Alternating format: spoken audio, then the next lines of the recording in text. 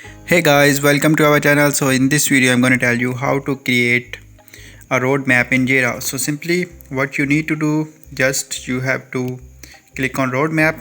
So simply when you open this site, so what you need to do, just you can see you can add the task here and simply press the enter.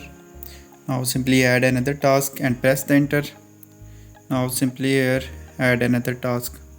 So you can create simply roadmap here and you can select the timing like today, weekly, monthly, so according to your schedule. So after when you create these tasks, you can also add multiple tasks in these tasks. So here you can also add the description, links and all the details here. So now simply here you can create a paragraph of every task.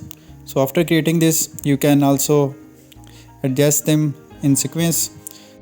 So here you can see we have successfully adjust them in sequence. So in this way you can create a roadmap in Jira.